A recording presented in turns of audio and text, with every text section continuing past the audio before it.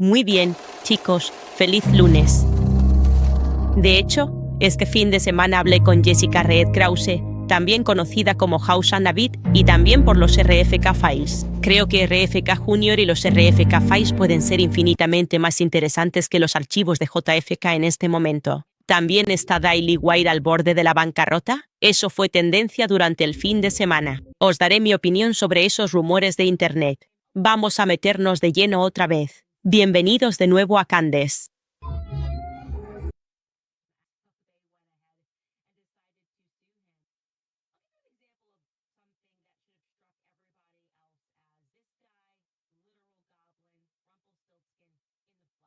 Bueno, el viernes estaba bastante alterada.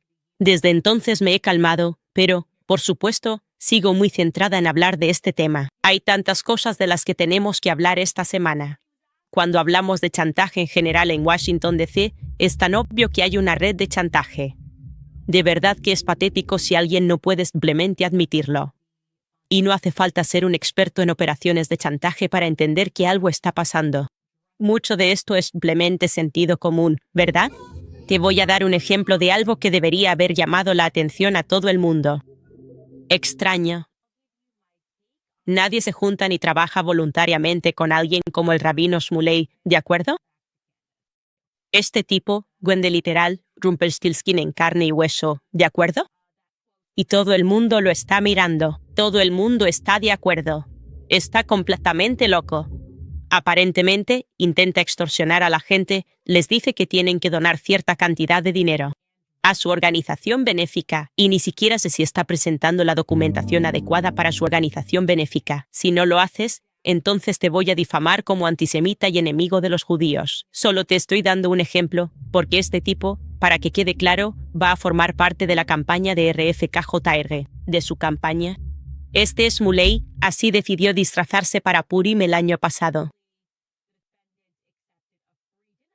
Hola a todos. Purim es un día de celebración. Nos da pena por Candace Owens que haya perdido su trabajo. Así que pensé, con su imagen de cómo se supone que deben ser los judíos, ¿por qué no validarla al menos? Estoy disfrazado de judío según Candace Owens. Ahora, este no es un niño cristiano, este es un niño judío. Pero si lo fuera, tengo mi sangre cristiana. Picante, delicioso. Tengo mi nariz judía. Tengo suciedad porque los judíos somos todos sucios. Y más que nada, ¿qué es lo que tiene el 80? Dinero.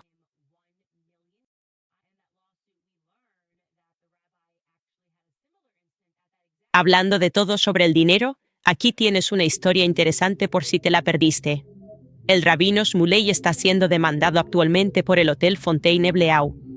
Es una historia increíble.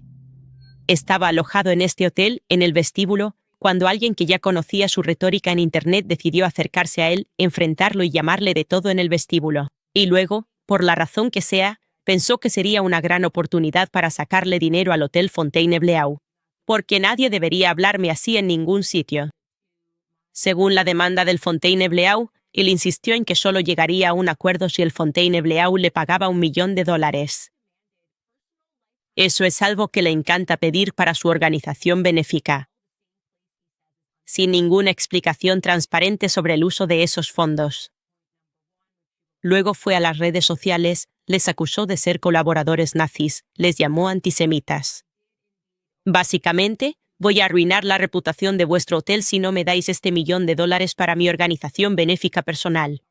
Y, bueno, una historia curiosa. Resulta que los dueños del Hotel Fontainebleau son, de hecho, judíos. Así que decidieron demandarle. Y en esa demanda, nos enteramos de que el rabino en realidad tuvo un incidente similar en ese mismo hotel en 2003. El hotel declaró a la prensa local, y cito, que el rabino omitió que también exigió acceso personal y de por vida a la piscina y al gimnasio del hotel, el mismo lugar que él dice que es inseguro. Al final, el acusado aceptó una cena gratis en el hotel y siguió adelante. Y cuando le preguntaron sobre esta demanda, ser demandado por una familia judía prominente por intentar difamarles y calumniarles. Y para, según ellos, al menos sacarles dinero, extorsionarles, él dijo, y cito, eso es exactamente de lo que se ha acusado a los judíos. Es casi como si la demanda saliera de los protocolos de los sabios de Sion. Sí, así que sigue llamándoles antisemitas. La razón por la que menciono esto es porque no hay ni una sola persona decente en el mundo que piense, me gustaría ser presidente de los Estados Unidos. Para poder llegar allí, creo que este hombre, el rabino Shmuley, sería muy adecuado para estar en mi campaña. Siempre ha sido muy extraño. RFKJR. El rabino Shmuley siempre ha estado en segundo plano, especialmente dadas las acusaciones que Michael Jack hizo contra él. Es un personaje muy problemático. De nuevo, ese es simplemente el punto obvio número 1, al que volveremos en algún momento. Ahora, cuando se trata de RFK-JR, él mismo, en realidad, siempre ha sido sorprendentemente honesto sobre sus problemas basados con el control de los impulsos. Ha sido muy sincero acerca de su adicción pasada a la heroína y de cómo sus adicciones a las drogas le llevaron a problemas de impulsos sexuales. De nuevo, son cosas que se pueden entender, y de hecho, creo que fomentar esas conversaciones es realmente algo bueno para Estados Unidos. Sin embargo, hablando en términos más generales, cuando consideramos las operaciones de chantaje, casi siempre hay un componente sexual, y me refiero a cuando echamos un vistazo a la historia de Estados Unidos, especialmente aquellos de nosotros que hemos leído este libro, Chaos. Exacto. Aprendemos mucho sobre esas fiestas sexuales alimentadas por drogas, que contaban con la ayuda de la CIA. Y sus experimentos de control mental con LSD, que distribuían libremente durante los años 60. Era un elemento central de los años 60, en general.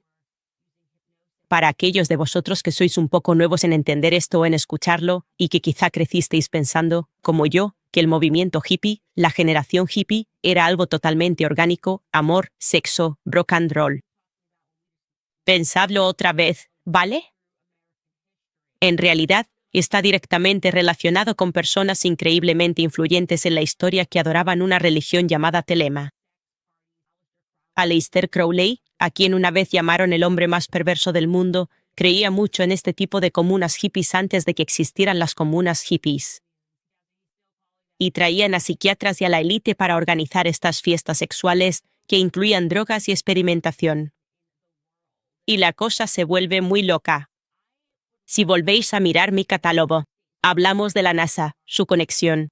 Básicamente, solo tened en cuenta que las élites y el gobierno estaban de acuerdo con esto.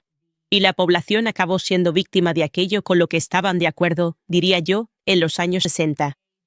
Y este libro hace un muy buen trabajo desentrañando todas las mentiras sobre los asesinatos de Manson. Él estaba muy conectado con la élite. Únete a mi club de lectura si quieres saber más sobre eso. Nos reuniremos mañana. En fin, lo que quiero decir, y la razón por la que saco este tema, es porque no creo en la maldición de los Kennedy. Todo el mundo habla de la maldición de los Kennedy. Oh, ay. Ha habido accidentes de avión y a JFK le dispararon y a RFK también le dispararon. No creo en una maldición. Sin embargo, sí creo en la idea de que la FIA ha vigilado a esta familia de manera increíblemente cercana desde que mataron a JFK. ¿Quiénes son ellos? ¿Quiénes son ellos? Desde que mataron a JFK. Vale, un dato curioso que aprendí de este libro, que se suponía que iba sobre los asesinatos de Manson. Este tipo era increíble. Tom O'Neill. ¿Quién revisó tanta documentación oculta durante los años 60? Y como los psiquiatras estaban involucrados, como dije, en drogar a las personas, tratando de lograr que cometieran crímenes, tratando de lograr que mataran personas, involucrándose en cultos sexuales e hipnosis.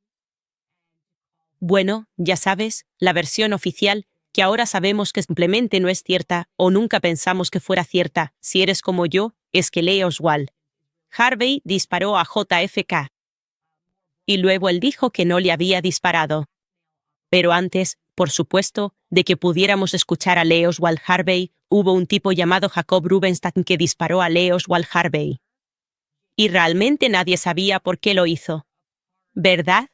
La Comisión Warren. ¿Por qué hizo eso? Bueno, aprendimos de este libro que le aplicaron MK Ultra mientras esperaba el juicio. Ahora, por si no sabes qué es MK Ultra, incluso con la mayoría de los documentos habiendo sido destruidos por la CIA. Lo que realmente quedó es tan impactante que cuesta creer que estaban usando hipnosis. Y lo que intentaban hacer era ver si podían crear un suero de la verdad. Intentaban ver si podían implantar ideas en la mente de las personas como otro componente de esto. Y también intentaban ver si podían dar a la gente un cóctel de drogas que simplemente les hiciera volverse locos. Así que ni siquiera sabrían lo que hicieron. Así que si fueras Jacob Rubenstein y formaras parte de esto, del escuadrón de asesinato o parte del día, están planeando matarlo, y crees que estás entre el grupo popular y entonces ellos quieren volverse contra ti, pueden darte una mezcla de drogas y pueden volverte loco. No recordarás nada y una persona que dirigía esos experimentos era un psiquiatra llamado Dr. Hollywood Oeste. Él fue parte de esta obsesión por tratar de ver si podían o no causar enfermedades mentales a las personas. Y entonces lo que descubre es que el Dr. Hollywood Oeste visitó a Jacob Rubenstein en la cárcel antes de que tuviera que ver al juez. Voy a leer directamente de este libro. Esto es la página 343, solo este pequeño párrafo. Después de que Johnson F. Kennedy fue asesinado en noviembre de 1963, West examinó psiquiátricamente a Jack Ruby, quien había asesinado al asesino de Kennedy, Lee Harvey Oswald. Poco antes, Ruby debía testificar ante la comisión Warren. West lo examinó solo en su celda. Salió para informar que Ruby había sufrido un brote psicótico agudo. De hecho, el testimonio de Ruby ante la comisión solo logró hacerlo parecer desquiciado. Nunca pudo explicar completamente por qué decidió matar a Oswald. Fascinante. Un cóctel de drogas que puede volver loca a la gente. Esto te hace pensar en Britney. Te hace pensar mucho en lo que Kennedy estaba tratando de decir. Intentaron hacerle lo mismo cuando lo ingresaron bajo una orden psiquiátrica 5150. Es que esto abre muchas cosas. Vamos a centrarnos en lo de Kennedy, porque de eso es de lo que vamos a hablar. RFK, el hermano de JFK, desde luego tenía una idea de quién podría haber matado a su hermano. Y yo diría que no aceptaba la versión oficial, que fue solo Lee Harvey Oswald. Además, en ese momento, estaba acumulando un montón de poder político.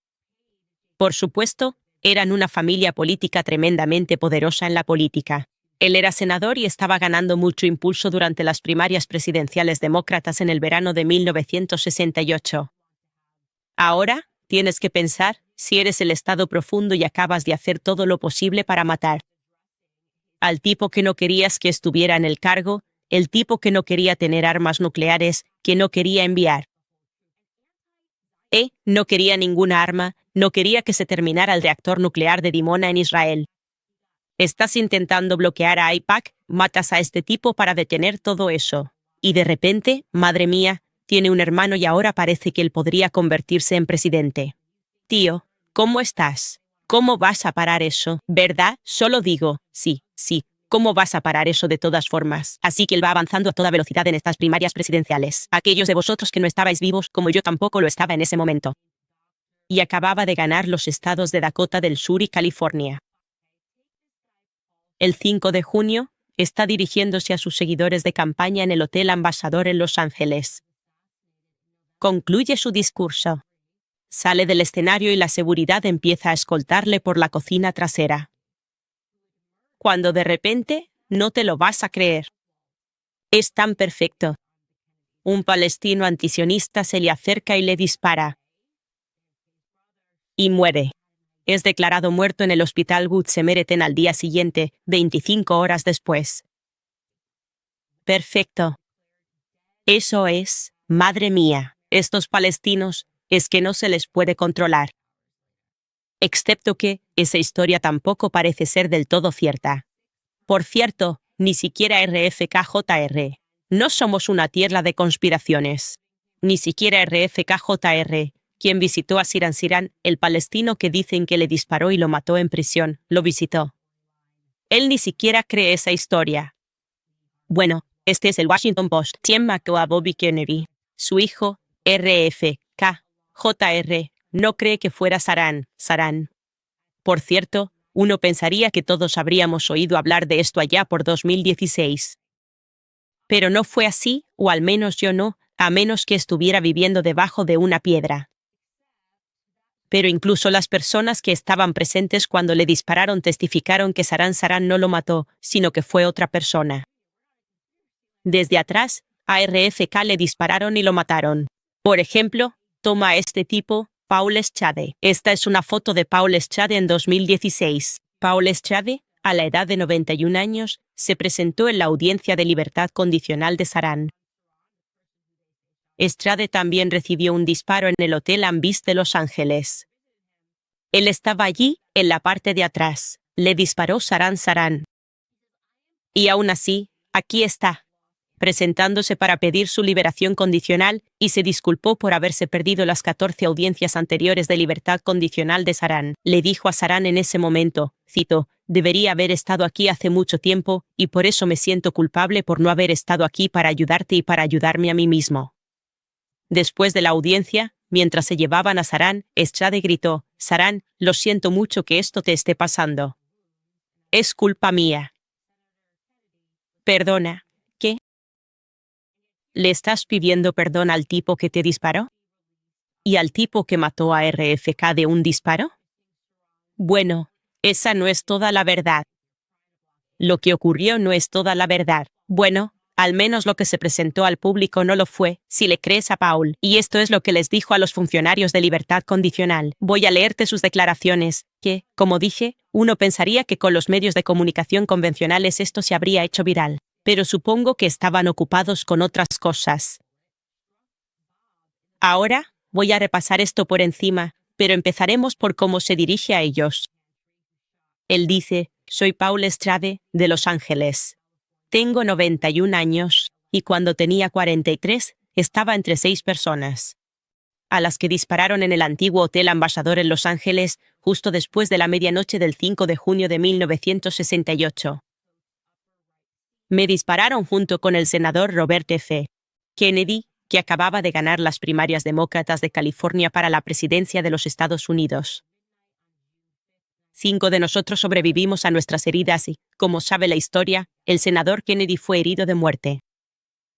Saran estaba originalmente programado para ser liberado en 1984, pero tras una intensa presión política, su fecha de libertad condicional fue revocada y desde entonces se le ha negado 14 veces. Para que usted pueda determinar con precisión la libertad condicional de Saran, necesita conocer mis sentimientos sobre este caso, en la imagen completa de lo que realmente ocurrió. Saran, te perdono. La evidencia muestra claramente que usted no fue el pistolero que disparó a Robert Kennedy. Hay evidencia clara de que había un segundo pistolero en la despensa de la cocina que disparó a Robert Kennedy. Una de las balas, la bala fatal, alcanzó a Bob en la parte posterior de la cabeza. 2 balas alcanzaron a Bob, literalmente en la espalda. Una cuarta bala impactó en la costura superior derecha de la parte trasera de su abrigo y atravesó el abrigo sin causarle daño. Creo que esas 4 balas fueron disparadas por un segundo pistolero que estaba detrás de Bob. Tú nunca estuviste detrás de Bob, ni la espalda de Bob estuvo nunca expuesta a ti. De hecho, Saran, la evidencia no solo muestra que no disparaste a Robert Kennedy, sino que demuestra que no pudiste haber disparado a Robert Kennedy. Hace varios días, me aseguré de que se presentaran varios documentos a esta junta para que los revisaran. Si aún no lo han hecho, les pediría, por favor, que los revisen detenidamente durante su deliberación. Estaré encantado de volver a presentarles estos documentos aquí hoy. Creo que, después de revisar estos documentos, debería quedarles claro que Saran no disparó ni pudo haber disparado a Robert Kennedy. Lo que les estoy diciendo es que el propio Saran fue una víctima. Obviamente, había otra persona allí en esa despensa, disparando también un arma. Mientras Saran estaba de pie frente a Bob Kennedy, sus disparos creaban una distracción. El otro tirador disparó en secreto al senador por la espalda y le hirió de muerte. Bob murió 25 horas después. Primero, quiero mostrarles esto. Es una carta escrita en 2012 por mi buen amigo Robert F. Kennedy Jr., el propio RFK Jr. Bobby escribió esta carta a Eric Holder, que entonces era el fiscal general de los Estados Unidos. En su carta al señor Holder, Bobby solicita que las autoridades federales examinen la grabación de Prustinsky. Repito, la grabación de Prustinsky. la única grabación de audio conocida realizada durante el asesinato de su padre en el Hotel Ambassador. La grabación fue descubierta en 2004 en los archivos estatales de California por el escritor de CNN International, Brad Johnson. Así que, de alguna manera, esta grabación estuvo básicamente enterrada hasta que alguien la descubrió por accidente en 2004. El siguiente documento es una declaración ante un tribunal federal del experto en audio Philip Pompraag, a quien Johnson reclutó para analizar esa grabación de Prustinsky. En este documento, Pompraag declara que su análisis de la grabación concluye que se dispararon 2 armas en el tiroteo contra Robert Kennedy.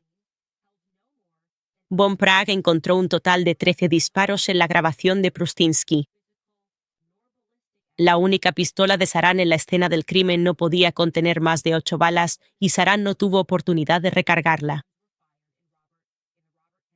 Pompraag también encontró lo que describe como disparos dobles, es decir, 2 disparos realizados tan seguidos que no podrían haber salido ambos del revólver Ivor Johnson Cadet de Saran. De hecho, Pompraag encontró 2 pares de estos disparos dobles.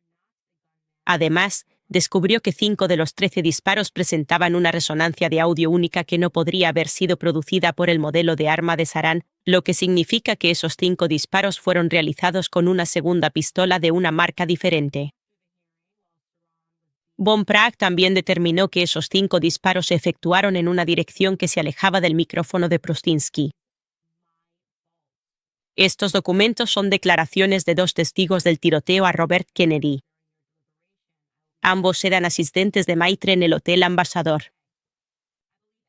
Estos 2 hombres, Carson Becker y Edward Manson, escoltaron a Robert Kennedy a la despensa de la cocina inmediatamente después de que el senador pronunciara su discurso de victoria en el salón de baile del hotel, por haber ganado las primarias de California.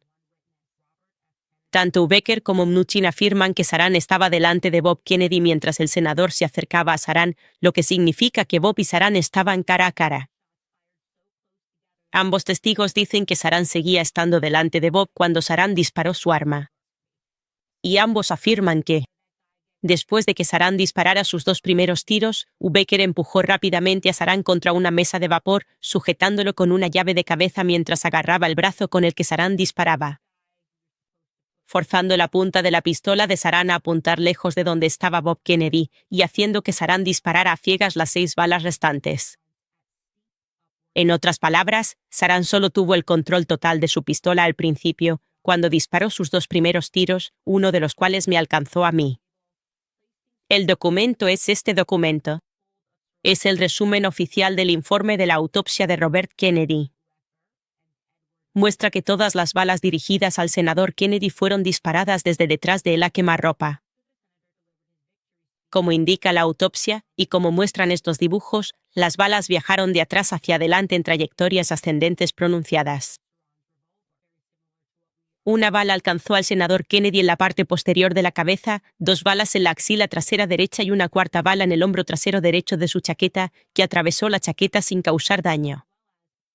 De nuevo, las balas de Saran no podrían haber alcanzado la parte trasera de la cabeza de Bob Kennedy, ni la parte trasera de su cuerpo, ni la parte trasera del hombro derecho de su chaqueta. Estos son documentos del LAPD, el Departamento de Policía de Los Ángeles, que revelan la mala conducta del LAPD en la investigación policial del asesinato de Robert Kennedy. Detallan pruebas que fueron destruidas mientras la apelación de Saran aún estaba pendiente, así como una fotografía que fue reconocida por el LAPD para ser una refutación efectiva, pero fue ocultada al equipo de la defensa. De hecho, el Departamento de Policía de Los Ángeles y el Departamento de Policía de Los Ángeles, el fiscal de distrito del condado, sabía 2 horas después del tiroteo del senador Kennedy que este había sido baleado por un segundo hombre armado y tenían evidencia concluyente de que Saran no podía hacerlo y no lo hizo. Los registros oficiales muestran que la fiscalía en el juicio de Saran nunca tuvo un solo testigo. No tenían ninguna evidencia física ni balística para demostrarlo. Saran le disparó a Bob Kennedy. Pruebas guardadas durante 20 años demuestran que el Departamento de Policía de Los Ángeles destruyó pruebas físicas y ocultó pruebas balísticas que exoneraban a Saran y encubrió pruebas concluyentes de que un segundo tirador hirió mortalmente a Robert Kennedy. Este documento es un memorando escrito por el criminólogo Larry Baguette, quien investigó el tiroteo de Robert Kennedy para el Departamento de Policía de Los Ángeles. El memorando de Baguette afirma que las balas que alcanzaron al senador Kennedy y a Will West, otra víctima del tiroteo en la despensa, no fueron disparadas desde la misma pistola. El memorando también indica que la bala que atravesó el cuerpo de Bob Kennedy hacia arriba y llegó a su cuello no fue disparada desde el revólver de Saran. Tal hallazgo sería una prueba de que Saran no disparó a Robert Kennedy. Continúa y finaliza diciendo, nuevamente, que Saran no estaba originalmente programado para ser liberado en 1984, pero después de una intensa presión política, su fecha de libertad condicional fue revocada, y desde entonces se le ha negado 14 veces. Nuevamente, señores, creo que se debería conceder la libertad condicional. Y os pido que hagáis eso hoy en nombre de Roberto F. Kennedy y en nombre de la justicia. Gracias. Con esto concluyen mis observaciones. Ahora, para quienes formamos parte del club de lectura y hemos leído, echaos, escucharle hablar sobre la corrupción del Departamento de Policía de Los Ángeles y la implicación de la CIA.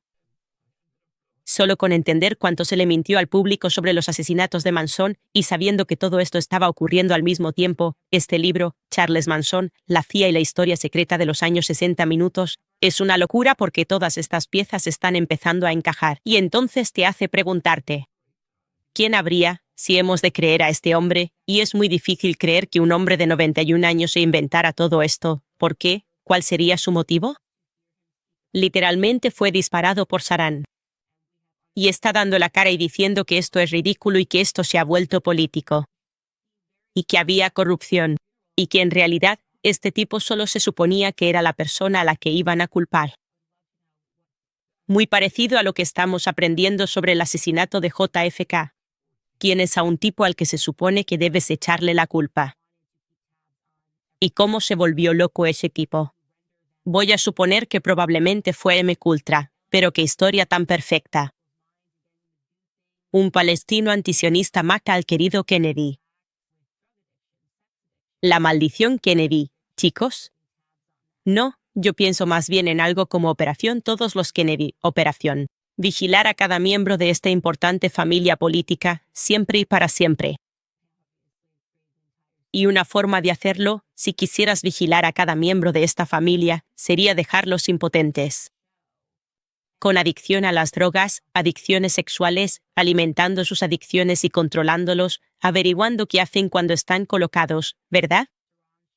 De nuevo, saco esto de todo lo que he aprendido sobre los años 60, de todo lo que he aprendido revisando todos estos expedientes relacionados con los Kennedy.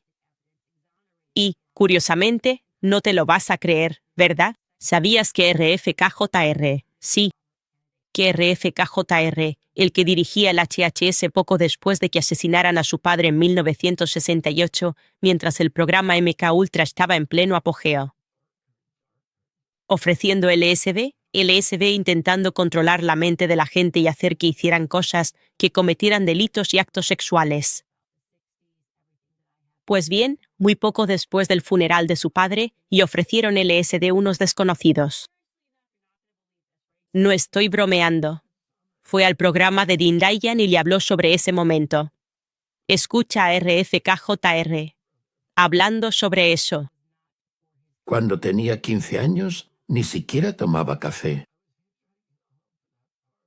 Y fui a ese verano, el verano después de que muriera mi padre, fui a una fiesta de un hermano mayor de un amigo mío.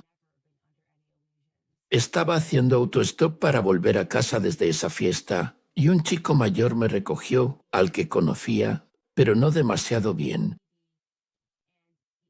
Y me ofreció un poco de LSD. Y yo nunca había tomado ningún tipo de droga antes. Tuve un viaje que duró probablemente unas 10 horas. Me lo pasé genial. Al final acabé yendo al centro y simplemente pasándolo en grande. Pero por la mañana estaba de bajón. Iba caminando a casa y cada vez se hacía más oscuro. A unos 5 kilómetros del pueblo, mi casa.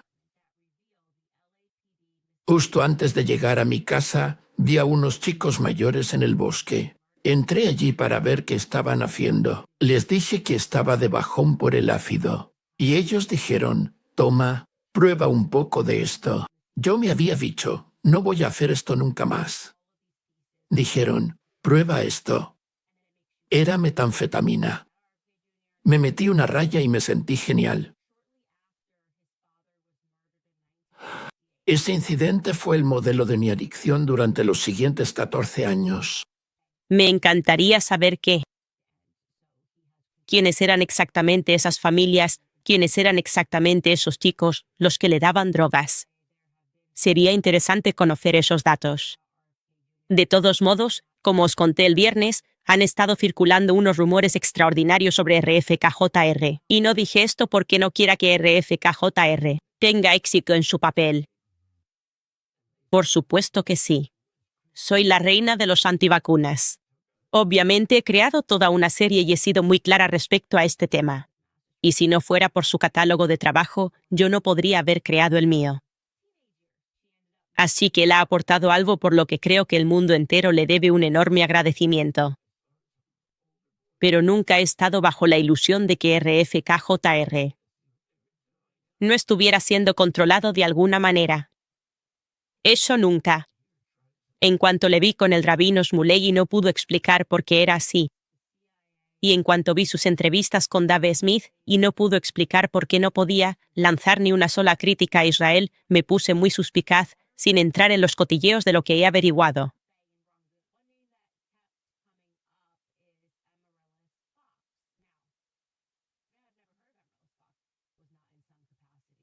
Lo que prefiero hacer, en cambio, es basarme en la comprensión obvia de que todavía parece tener problemas de control de impulsos. Creo que es una valoración justa, ¿no? Eso queda más que demostrado por el hecho de que, a pesar de estar presentándose a presidente de los Estados Unidos, y sabiendo que estaría bajo un escrutinio intenso, que todos los ojos estarían puestos en él, aún así se involucró en un comportamiento de alto riesgo cuando decidió empezar una relación de sexting con una periodista de los medios convencionales, Olivia Nuxi, que era hostil hacia él. Vale, eso de por sí, olvidando quien dijo que, eso ya te dice que no es capaz de controlarse del todo. Y las personas que no pueden controlarse a sí mismas acaban siendo controladas por otros. Acabarán siendo controladas. Sin entrar en más detalles en este momento sobre lo que sé y lo que me han contado, puedo decirte que un nombre que seguía saliendo a relucir es Amaryllis Fox. Ahora bien, yo nunca había oído hablar de Amaryllis Fox. Que cuento un poco sobre ella. En realidad, es bastante extraordinaria, por lo que ha conseguido en su vida. Es una exagente de la FIA, nacida como Amaryllis Thornburg. Llamó la atención de la FIA cuando era muy joven, mientras cursaba su máster. Después de los atentados del 11 de septiembre, creó un algoritmo para identificar refugios locales de terroristas. Y voy a leerte un par de momentos destacados más de su adolescencia. A los 18 años, esto lo saqué de Wikipedia, en 1999, con 18 años, grabó en secreto una entrevista para la BBC con la líder birmana, Aung San Suu Kyi, que entonces estaba bajo arresto domiciliario. Y para organizar la reunión, Fox colaboró con un periodista disidente local, vale, estamos hablando de algo increíble para una chica de 18 años, con quien se comunicaba mediante mensajes grabados, que estaban dentro del depósito de agua de un baño en una cafetería de Rangún. Su intención al viajar al extranjero en ese viaje había sido hacer una grabación secreta de una protesta pro-democracia que se suponía iba a tener lugar el 9 de septiembre. Sí, protesta pro-democracia, la FIA, una chica de 18 años. Esto huele a revolución de colores, ¿vale?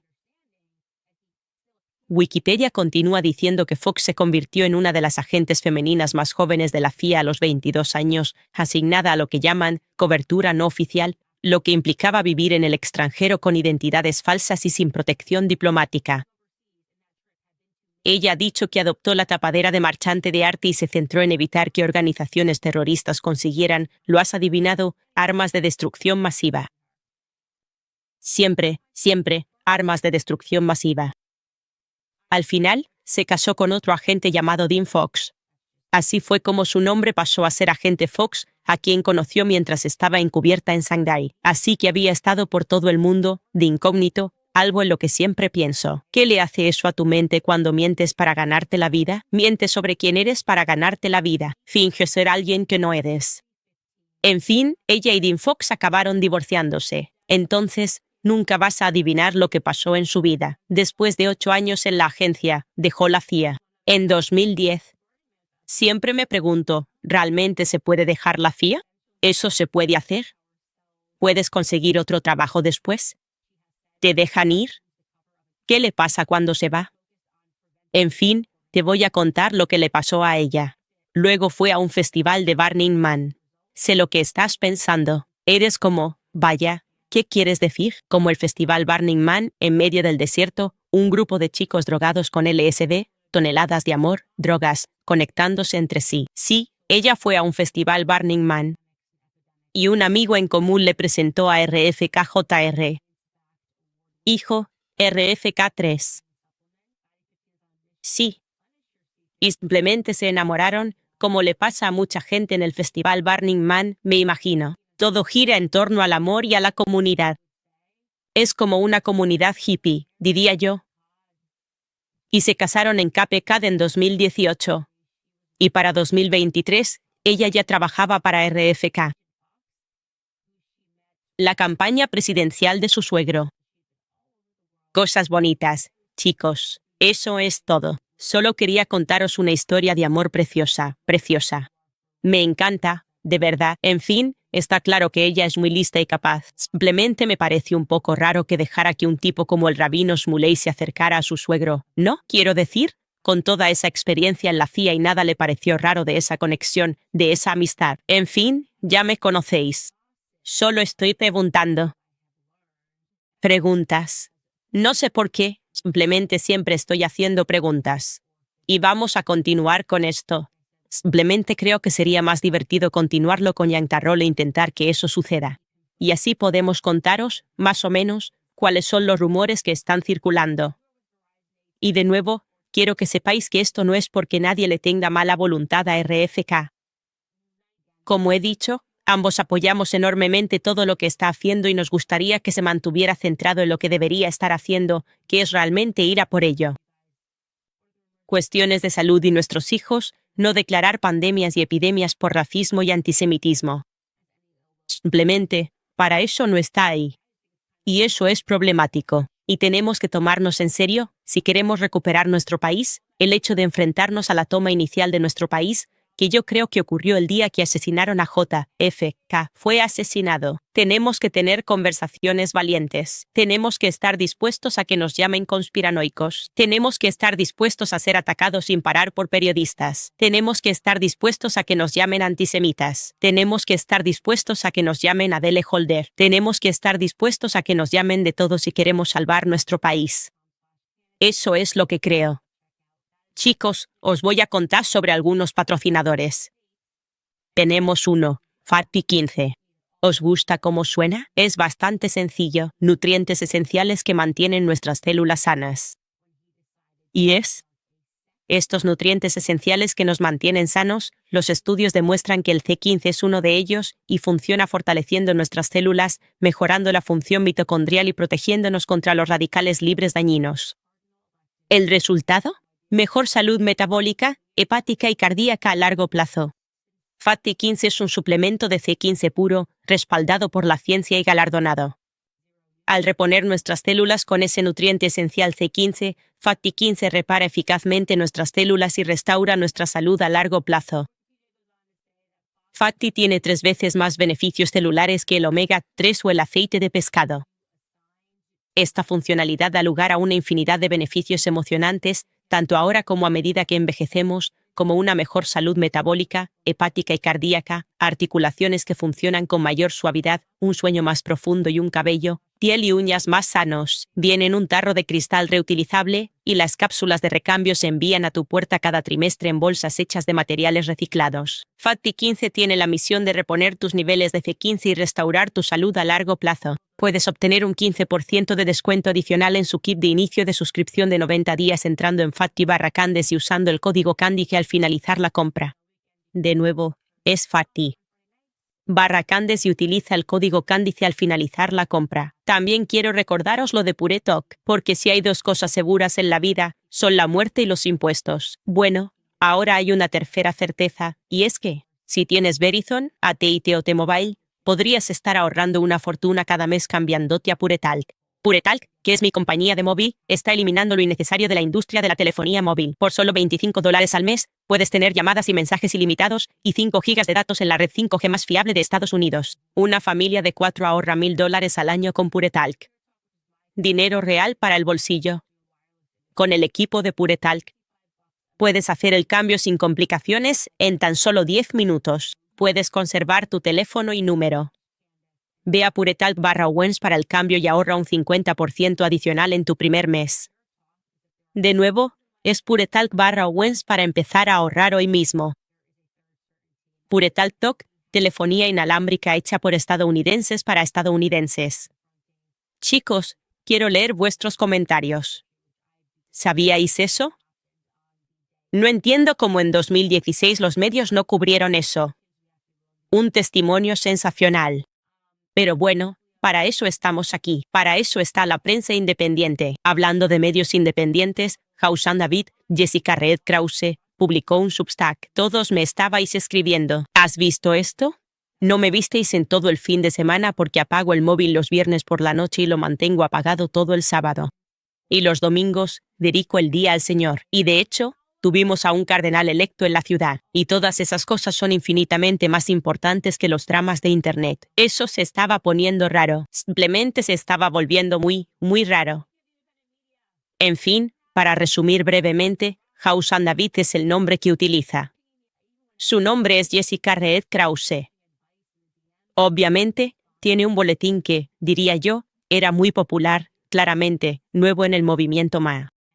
Y al principio publicó el boletín en el que me mencionaba a mí, a Tucker, a Carlson, a Megan, a Yali, y decía que todos estábamos copiando su estilo. Tucker puede que haya sido financiado por Irán. Y que yo estaba dando tumbos. Respondí a ese boletín de forma totalmente justa, no dije nada personal sobre ella ni la ataqué. Y entonces ella se puso muy personal, muy rápido, conmigo. Me lo tomé con buen humor. Ella me llamó chica mala al responder a ese boletín antisemita, y además dijo que Trump me había bloqueado, cosa de la que aún no hemos visto pruebas. También se burló de mi boda y luego me acusó de ser una especie de princesa guapa secreta o algo así. Dijo que tenía una riqueza secreta, lo cual aún tampoco ha salido a la luz, y eso me tiene profundamente disgustada. En fin, al día siguiente, supongo que se había tomado un par de copas de vino, y que se iba a despertar por la mañana pensando, vale, eso fue una tontería. Pero se puso a atacar sin miramientos muy rápido y empezó a ir a por su ex mejor amiga, Denise. Creo que pensaba que Denise me había contado algo personal sobre ella, cosa que absolutamente y categóricamente no hizo. Pero fue a su Substack y la llamó. Denise, una mala madre, una alcohólica, y nadie entendía realmente por qué Denise estaba siendo atacada o por qué les estaban contando cosas sobre la vida personal de Denise, sus relaciones y sus hijos. Y lo que puedo decir de inmediato es que cuando pasan estas cosas, lo mejor es desconectarse, ¿verdad? La gente nunca quiere hacer eso. Siempre piensan que pueden ganar a base de tweets o compartiendo más y cambiar la opinión de la gente, de alguna manera salir del paso intentando cambiar la narrativa 1000 veces. Y eso es. El 99% de las veces está mal, diría que el 99,9% de las veces está mal. Y entonces Jessica hizo eso, supongo, durante el fin de semana. Y luego todo culminó en que publicara otra entrada en Substack. Y puedo decirte desde ya que no está siendo bien recibida. Y está haciendo que aún más gente se dé de baja, personas que estaban esperando que simplemente hiciera una especie de mea culpa y dijera, lo siento mucho. Y eso no es exactamente lo que recibieron. Puedo leer que algunas de estas respuestas. Esta persona escribió mi opinión sobre el Substack de Hausan David de hoy. Como Jessica Red Krause aborda en su Substack, el drama que se ha desatado esta última semana, siento decir que no me siento cómodo con nada de esto. Soy una de esas personas que no dejó de seguirla ni le lanzó una crítica reactiva, sin importar lo perturbadora y beligerante que me pareciera. Mensajes privados que estaban siendo circulados públicamente en las historias de IG de todo el mundo. Incluso me arriesgué a ofrecerle algún consejo alentador por los DMS, a lo que ella respondió con un emoji. Así que sé que al menos lo leyó. En general, rara vez respondo de forma preventiva, incluso si empiezo a formarme una opinión sólida desde el principio, cuando algo está ocurriendo. ¿Por qué? Porque he aprendido que siempre hay 3 versiones de cualquier historia, a veces más, y no todo es lo que parece a simple vista. Las partes con las que realmente me siento incómoda en su artículo de respuesta en Substack son, primero, que aún no ha pedido disculpas a las personas a las que insultó. A aquellas que eran sus mejores amigas. Segundo, utilizó una redacción ingeniosa para lanzar otra puya, claramente pasivo-agresiva, contra Candace Owens.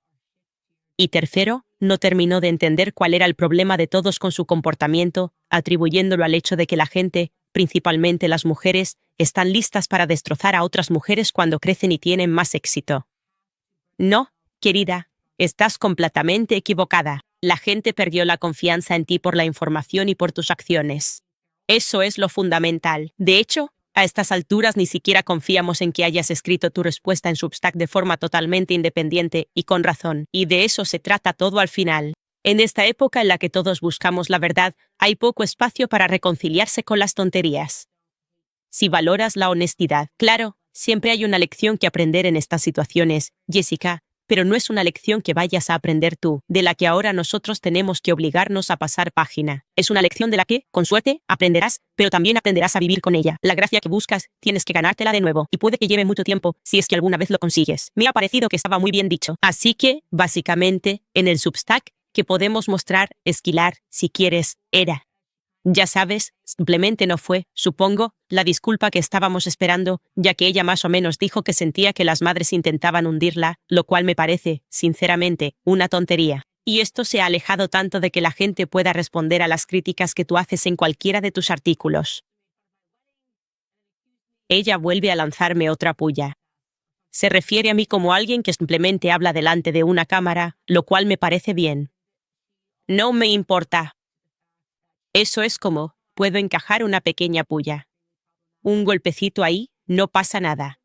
Y luego parece que sigue yendo a por Denise mientras sigue protegiendo a Olivia, lo que a la gente le ha parecido muy extraño. Yo, Olivia Nuxi, simplemente no entiendo por qué está tan empeñada en protegerla a ella y no a su amiga de hace 14 años. Dijo, mi artículo no fue un ataque contra nadie. No ataqué a Candace Owens, Tucker Carlson ni a Jan Carroll. Simplemente compartí mi perspectiva. Eso simplemente no parece cierto. No creo que sugerir que tú que eres un propagandista de Irán pueda interpretarse como otra cosa que no sea un ataque. Y también admitió que no votó en las últimas elecciones, lo que a la gente le pareció extremadamente problemático. Siendo alguien que está involucrada en política. Y creo que esto simplemente no era lo que debería haber hecho en absoluto. Y lo que puedo decirte es que si tuve una conversación con ella porque no la odio, obviamente. Simplemente no odio a la gente, no me gustan las personas que conspiran contra mi vida. Y fue muy parecido a lo que puse en el Substack. Le di un consejo gratis. Le dije, desconéctate de Internet, ¿sabes? Creo que ahora estás manipulando a tus lectores.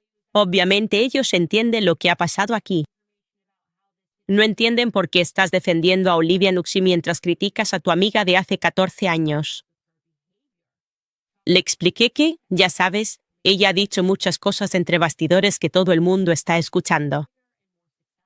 Hablé sobre el tema de RFKJR. Eso. Y le dije que a veces es mejor centrarse en tu vida personal y en las cosas que realmente tienen valor. Y sobre cómo se mostró en esas publicaciones. Cuando hablaba de su acceso a la Casa Blanca, que todavía menciona en ese Substack, como diciendo, a Trump esto no le importa. Alguien me dijo que a él no le importa esto, lo cual creo que no era el tono adecuado. Lo que sí puedo decirte es que encontré aún más información sobre cómo se armó este artículo difamatorio. Y es sorprendente que realmente sea el caso, si lees los mensajes de texto entre estas mujeres sobre mí, era como leer mensajes de texto. O como si hubiera iniciado sesión en Messenger cuando tenía 12 años y estuviera leyendo los mensajes de ausencia. Es simplemente increíblemente mezquino y, sinceramente, no era algo que me interesara en absoluto. Ya sabes, burlándose de mí de la forma en que hablo en Teovine, ya sabes, simplemente riéndose de mí en general. O sea, es todo muy raro. Y alguien diciéndole, en plan, Ken, solo está intentando ser como tú. Definitivamente había otra redactora metiéndole ideas que ni siquiera era de Daily, diciéndole, mira, quiere ser como tú, está copiando tus reportajes de hace 3 años. Es que es todo muy mezquino. Y eso es algo que, para ser justos, ella reconoció. En esa conversación admitió que todo su entorno laboral era tóxico, que eso, y eso también lo dijo Daily, que así es el ambiente de la oficina, por así decirlo.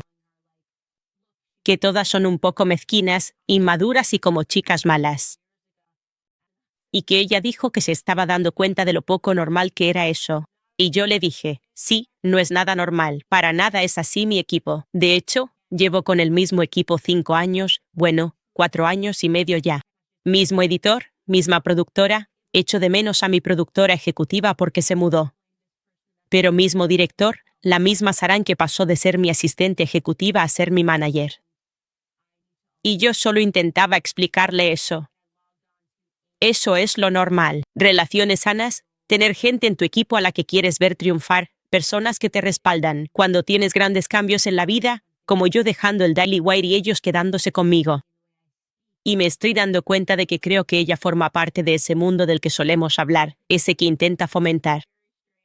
El rollo de El diablo viste de Prada, pensando que, ya sabes, tener acceso a Anna Wintour, a celebridades y políticos, y ser borde y menospreciar a la gente es. Eso es la cultura. Y no es la cultura. No es la cultura para nada, ¿sabes? Y ojalá aprenda de ello. Recé por ella en misa porque tengo la buena costumbre de rezar por la gente que me ataca. Y hacen cosas. Y la mejor parte de ser y hacer cosas malas es la redención. Espero que se dé cuenta de eso. Es la verdadera redención, el decir de verdad, no voy a culpar a Daily. No voy a culpar a esta persona ni a esta otra. Voy a culparme a mí misma porque este es mi Substack y participé en estas conversaciones y tengo que asumirlo. Y cuando haces esas cosas, te sorprendería ver cómo el mundo se abre y te perdona. Simplemente no creo que ella esté en ese punto ahora mismo. Y por eso creo que tomarse un descanso probablemente sea lo mejor que puede hacer, porque las cosas se han vuelto increíblemente tóxicas para ella. Y lo voy a dejar aquí por ahora. Lo dejo aquí. Muy bien, chicos, la última cosa de la que quería hablar. Había gente preguntándome mi opinión sobre estos rumores de bancarrota de Daily Wire. Vale, así que ha habido salidas en Daily Wire, eso seguro. Primero, obviamente, Jeremy Barnum dejó el puesto de CEO y dijo que iba a dedicarse a cosas creativas y desde entonces no se ha sabido nada de él. Luego, el presidente también dimitió. Parece que se ha retirado. Y esto lo informó James Lee, Johnson Lewis fuera de Daily Wire. Y luego, durante el fin de semana, llegó la noticia importante, cuando se anunció, por parte de James Lee, que Bentley Kids había cerrado sus puertas. Y también que su responsable principal de relaciones públicas, Elise, también se fue, dimitió o fue despedida. Él escribió, la implosión en Daily Wire se está acelerando. Lo que empezó con la dimisión de Jeremy Barnum ahora se ha convertido en despidos masivos. Otro despido, Elise Córdoba, la vicepresidenta de Relaciones Públicas. Aquí tienes todos los detalles jugosos. Daily Wire acaba de despedir a Elise Córdoba, la vicepresidenta de Relaciones Públicas. Y según fuentes, Elise Córdoba era la mano derecha de Jeremy, la responsable de diseñar la estrategia mediática agresiva y paranoica de la empresa. Supuestamente, Córdoba acosaba a ex-empleados por Internet. Carpetas llenas de vídeos recortados de sus enemigos servían para alimentar vendettas internas bajo la apariencia de relaciones públicas. Según una fuente, el desastre de su estrategia de relaciones públicas durante el último año fue ideado entre Jeremy y Elise. Fin de la cita. Luego continúa. Debido a los despidos masivos, Daily Wire también está cerrando por completo su división Kids, que representa aproximadamente una cuarta parte de la empresa. Y, internamente, la gente está furiosa. Una fuente lo dijo sin rodeos. Si hubieran despedido a Jeremy hace mucho tiempo, mucha gente todavía tendría trabajo hoy en día. Todo el mundo lo sabe, y esto fue lo que empezó los rumores de que Daily Wire se está yendo a la quiebra. Luego, para aportar algo de claridad a la situación, un periodista llamado Wilson Mer, que antes trabajaba para The Daily Beast, ahora trabaja para el CEO, o algo así, en Bulwark. Woolward confirmó que obtuvo una declaración de The Daily Wire. Y dijo que Daily Wire, de Ben Shapiro, ha sido golpeado por despidos.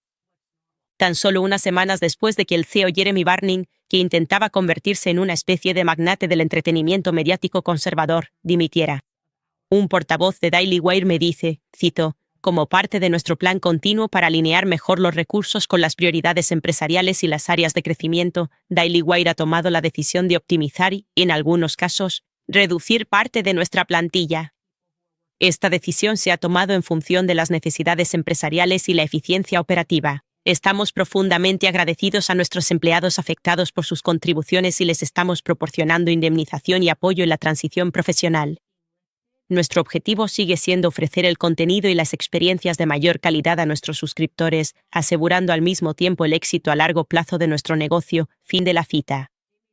Y luego Elise vino y dijo que no la despidieron, que se fue voluntariamente. Vaya, esto se ha liado mucho. Sin embargo, es una noticia falsa. Renuncié el jueves pasado de forma voluntaria, pero no con el drama que os han hecho creer. Quiero mucho a Daily Wire, a Jeremy, Ben y Caleb, y seguiré colaborando con la empresa como asesora.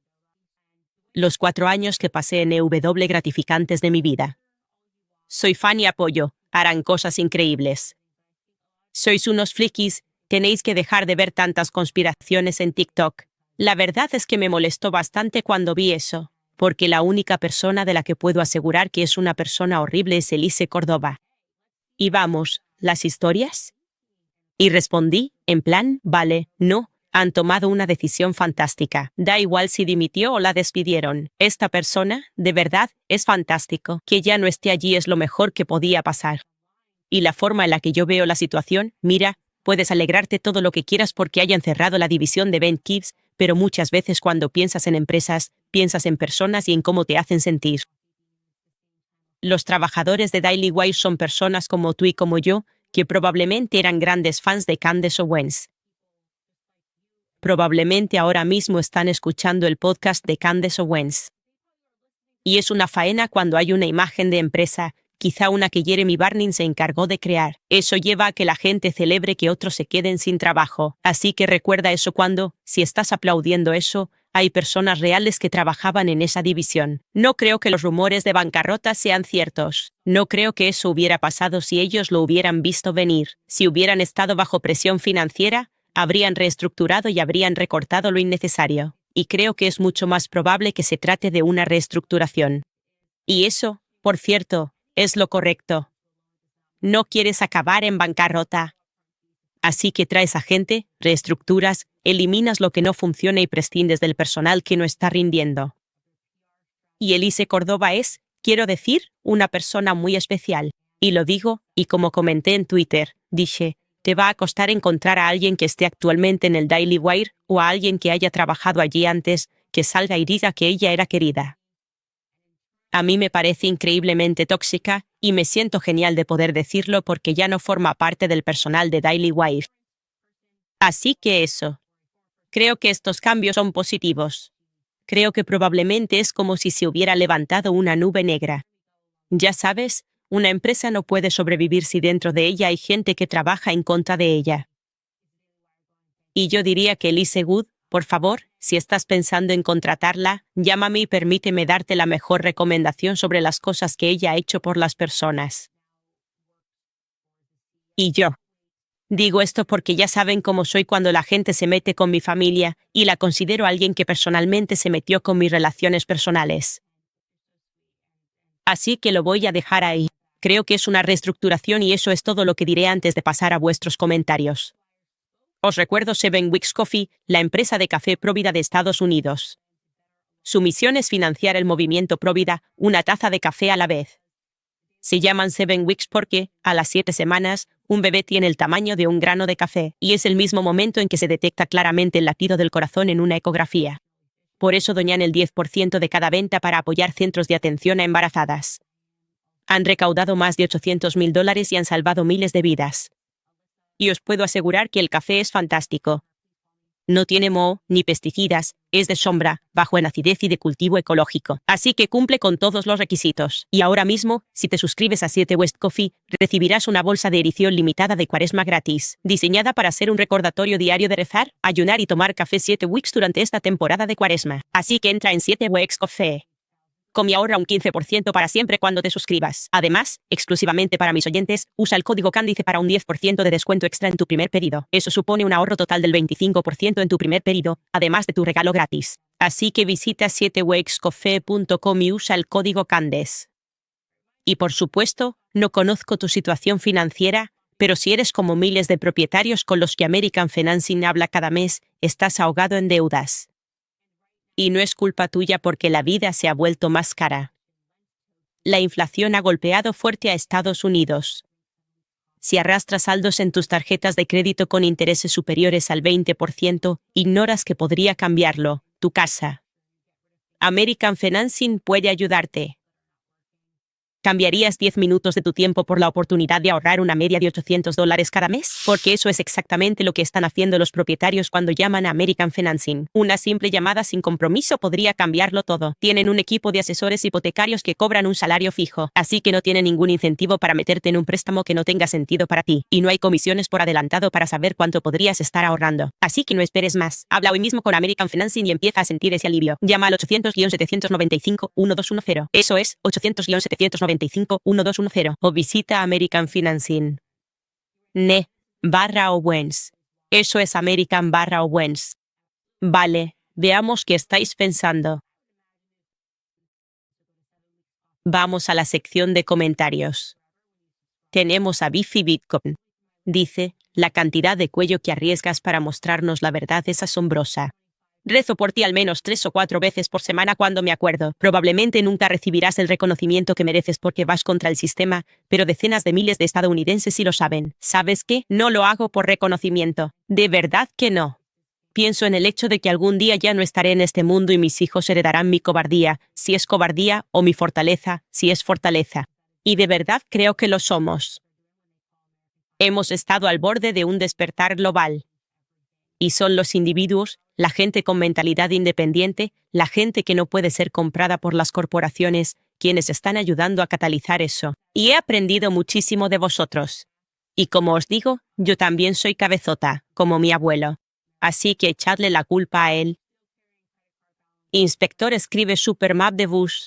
Russo explica la fusión de la mafia italiana y judía y la temprana infiltración en el gobierno. Eso sí lo sabía.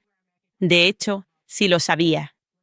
Leí sobre eso. Colaboraban entre ellos en Nueva York y luego también en Los Ángeles. Y, por cierto, el Kennedy, ya sabes, Joe Kennedy, ya hablaremos de eso en Hollywood, Babylon. El segundo libro que estamos leyendo en el club de lectura, el club de lectura se reúne mañana. Estuve enferma la semana pasada.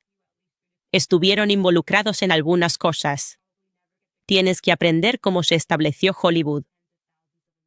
Hola, Amir. Mi hermana te ama. Mis hermanas. Mis 2 hermanas te quieren. Ven tu contenido. Él escribe, Candice es la hermana mayor que siempre hemos querido. Muchísimas gracias. Eres un encanto. Y gracias por apoyarme siempre. Que veo hablando de mí y etiquetándome y esas cosas.